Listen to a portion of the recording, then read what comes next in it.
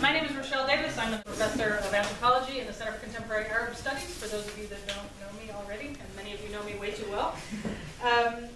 Welcome to what we are very excited to have is our first annual mass student-selected lecturer, Mr. Toby Jones, and I guarantee by the second annual mass student-selected lecture we'll have a better title for it. It won't be so wordy. So thank you all mass students for voting and giving us this great opportunity to invite Professor Jones here. He is with the Department of History at Rutgers University, and his talk today is Energy in America's Long War in the Middle East. I'm going to give you a short bio of him.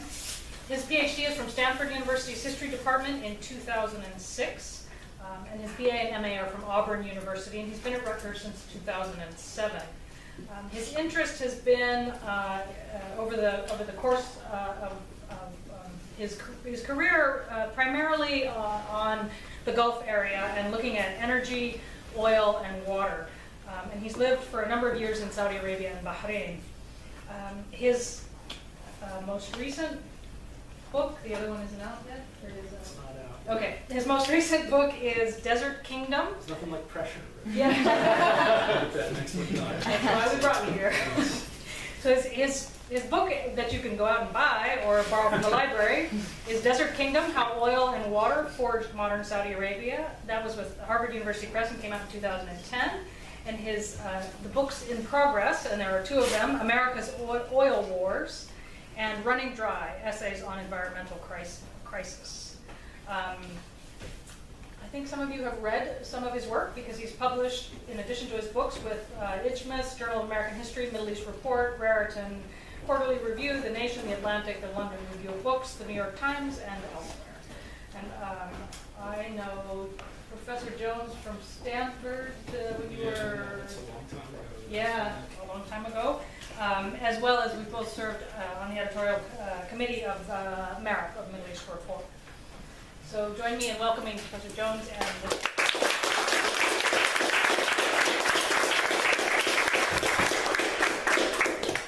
That's a lot of professor this and professor that. Toby will work just fine for this discussion. Thanks, Rochelle. Thanks. Can you all hear back there? Yeah, can you hear me? Because I don't really like the microphone very much for Not really. Yeah, I have to use it. should. All right. I yell at my kids so much, I feel like I'm louder than I probably am. Thanks, Rochelle. Thanks to the students. I mean, what a great honor to be able to come down and address all of you. And the turnout is fantastic, so I'm humbled and I'm grateful. And it's also an opportunity for me to test drive some stuff. And I can't imagine a smarter place to roll out some new ideas that haven't seen much of an audience outside of what's in my own head, and that can be problematic. I was talking about echo chambers, like that great one. So this all makes sense to me, but it may be completely unpersuasive, in which case, don't tell my editor at Harvard, because the next book is really in trouble.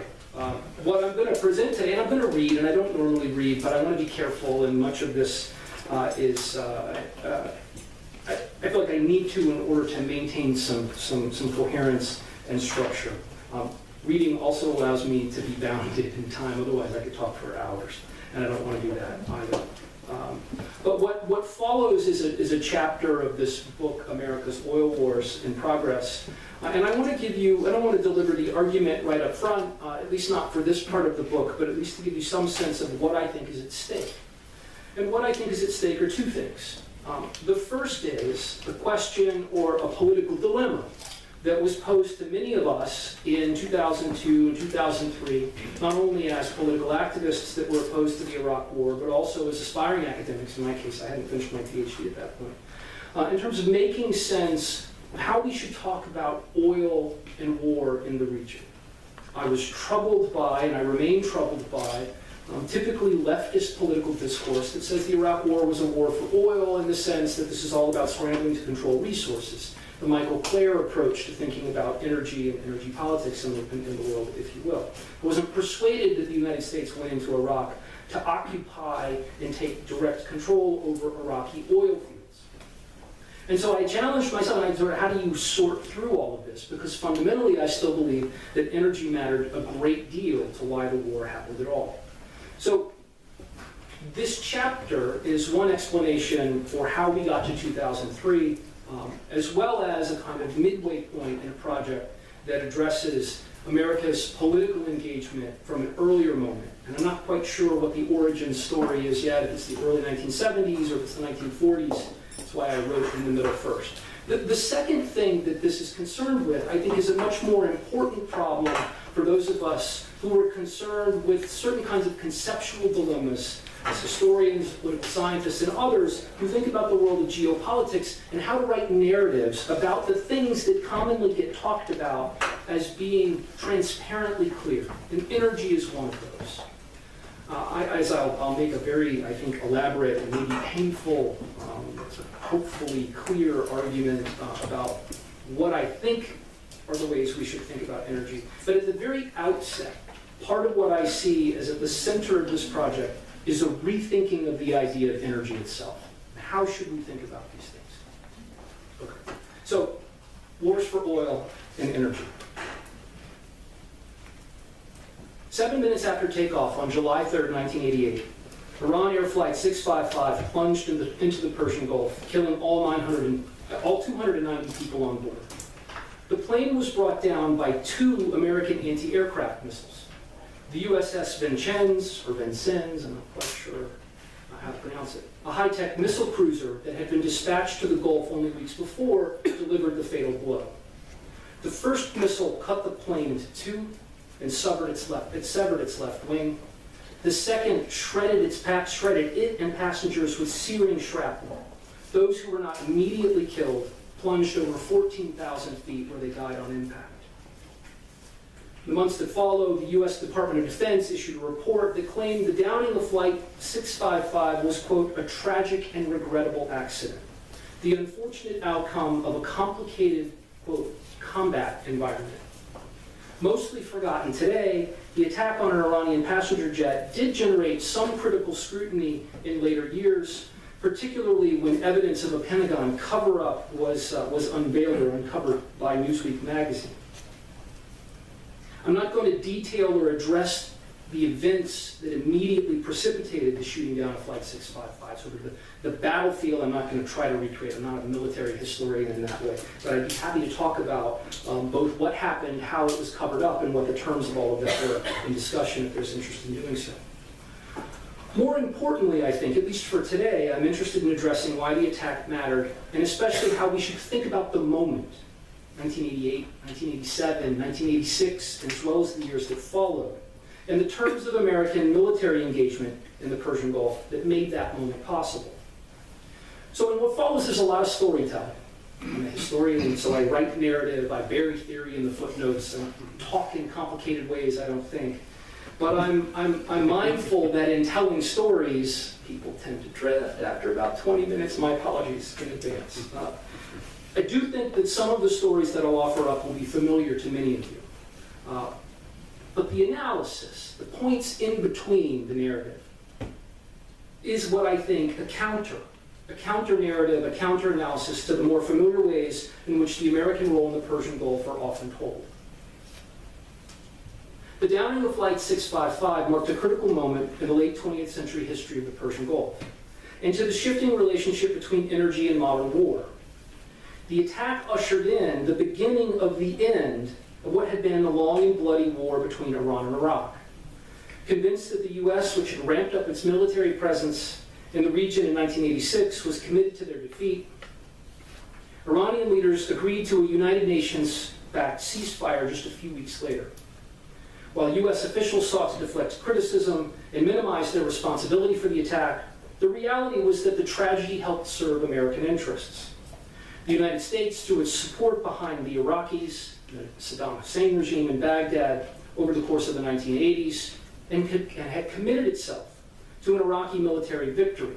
We often use the euphemism tilt to describe the American engagement, because more generally we understand the moment, at least between 1980 and 1981 and 1986, is a period in which the United States preferred to see the protraction of conflict rather than its resolution. But by the end of the war, the Americans were firmly on the side of Baghdad.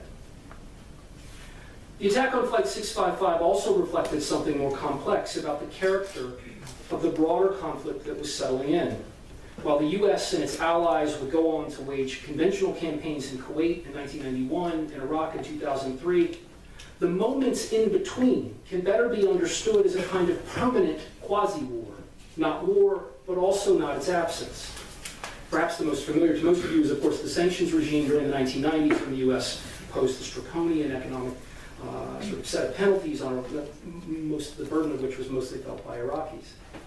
The condition of almost war, in which the military was engaged in hostilities that aimed to contain and deter the Soviet Union from seeking to assert itself in the Gulf, was already in place in the late 1980s.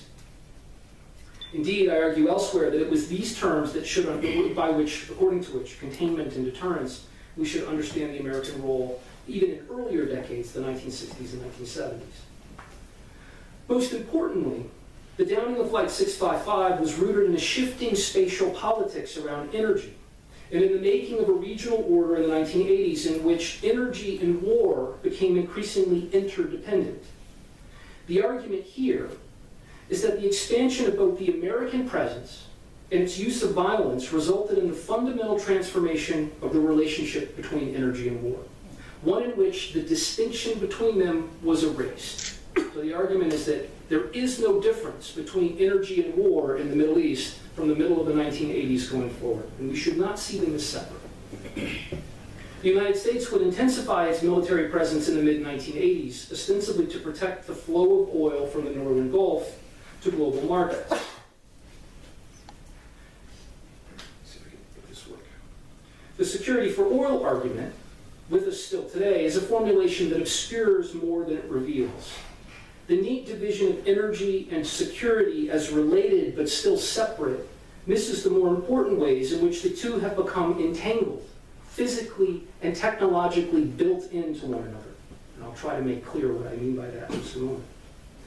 To understand this and to understand how military power, security, and energy were integrated in the late 20th century, it is necessary to look closely at the ways in which the Gulf was remade physically, geographically, technologically, militarily, and then finally politically in the closing stages of the Iran-Iraq War. That is, the transformations taking place reflected in a shifting and increasingly American-dominated system in which the material means of moving and distributing energy, of both energy and the machines of war, in which both moved simultaneously and often in direct relationship with one another, constituted a new order of things. These were not objectives that were clearly established at the beginning of America's war in the Gulf. Instead, they should be understood as an